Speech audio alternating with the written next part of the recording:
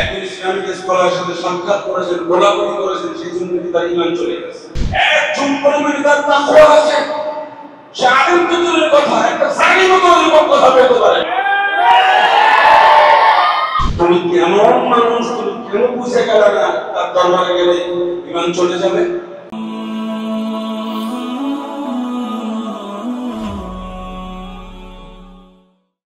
আমরা সিরাত মাহফিল করেছি, এরকম গোল টেবিল আমাদের বৈঠকের মধ্যে কারি আবু রায়হানের নামটাই সর্বপ্রথম এসেছে। আমি যারা প্রস্তাব দিয়েছেন আমাদের টিমের মধ্যে, আমি সত্যিকার অর্থে চিন্তা করেছি যে আবু রায়হানের প্রস্তাব দিয়েছে, আমি বললাম যে আমার দায়িত্ব, খুশি এসে বলা আলহামদুলিল্লাহ।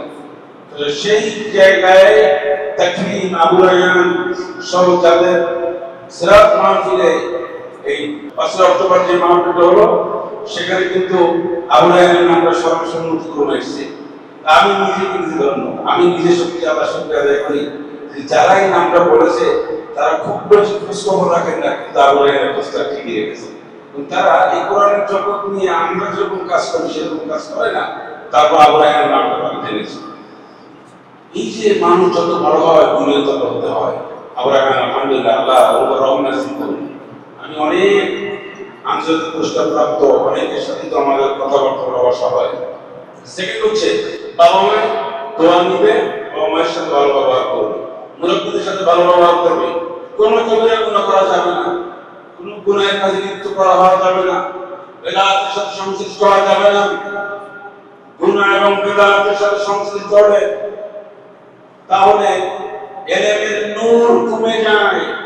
এলেমের দেশ, এই তেজস্বী একটা ধার, এলেমের যে ধার, এটা কমে যায়, এটা খুব লোপ পায় যদি বেদাতের সাথে কোনো আলেম সংশ্লিষ্ট হয়, বেদাত করে, গুনাহের কাজ করে। আরেকটি হচ্ছে কমন সেন্স হারিয়ে ফেলে। আমরা অনেক সময় দেখি, এটা আজকে আমরা অনেকগুলো ফেসবুকে দেখলাম যে একজন ইসলামিক স্কলারের সাথে আর দুজন আলেম সাক্ষাৎ করেছেন, অনেক আলেমরা সাক্ষাৎ করেছেন, এখন তারা একজন ইসলামিক স্কলারের সাথে সাক্ষাৎ করেছেন, গোলাগুলি করেছেন, সেই জন্য তার ঈমান চলে গেছে। আশহাদু আল্লা ইলাহা ইল্লাল্লাহু ওয়াহদাহু লা শারীকা লাহু ওয়া আশহাদু আন্না সাইয়্যিদানা মুহাম্মাদান আবদুহু ওয়া রাসূলুহু। আমি আল্লাহর কাছে ক্ষমা চাই। তওবা করলেন, সোশ্যাল মিডিয়ায় এসে তওবা করলেন যে আমি অমুকের সাথে দেখা সাক্ষাৎ করার কারণে আমার ভুল হয়েছে, আমার ঈমান চলে গেছে, আমি তওবা করে ফিরে আসলাম। এইটাও কি কালামে শাহাদাত বললাম? এইটা কি করে মানুষের কাজ? যার মধ্যে একসাথ পরিমাণে ইলম আছে, বিদ্যা আছে, ঠিক আছে, একজন পরিমাণে তার তাকওয়া আছে, সে আলেম তো দূরের কথা, একটা জালিমও তো এরকম কথা বলতে পারে না। তুমি কিসের সুন্নি? সুন্নি হচ্ছে আমরা, সুন্নি হচ্ছে আমরা। তুমি তোমার সুন্নি না, তোমরা ভণ্ড, তোমরা ভণ্ড, তোমরা ভণ্ড।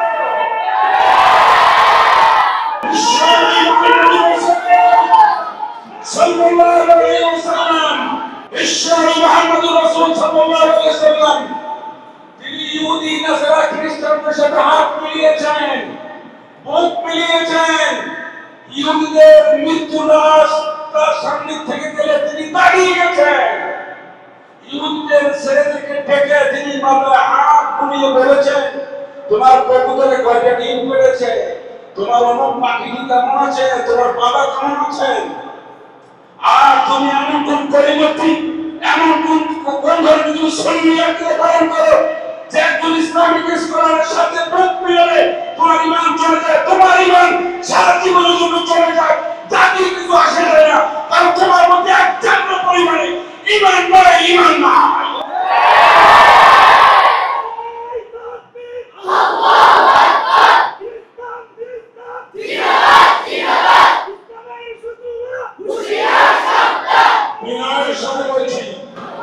বিনয়ের সাথে বলছি, এরকম বিবেক সৃষ্টি করবেন না।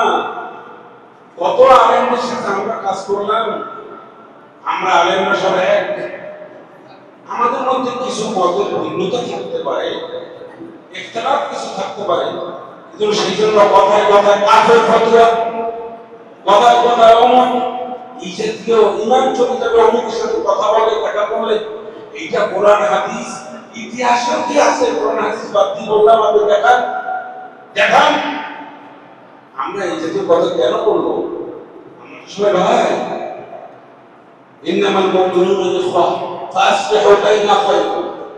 আর কোনো ভদ্রতা থাকলে শুনতাম, কিন্তু ফেসবুকে এসে জনসমক্ষে এসে আমি কলমা শাহাদাত পড়লাম, কারণ আমি অমুকের সাথে দিচ্ছি, অমুকের সাথে ভোট মিলে গেছি, অমুকের অনুষ্ঠানে গিয়েছি।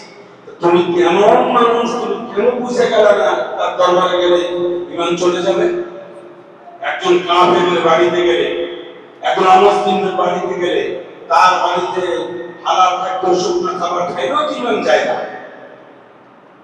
জাতীয় ভ্রান্ত সব কিছু ভুলের ঊর্ধ্বে উঠে আমাদের সতর্ক ঐক্যবদ্ধ হতে হবে। আমরা স্পষ্ট তোমাদের খুশি কথা বলে আমরা বলতে চাই, আমরা কোন একতলাভে বিশ্বাসী নই।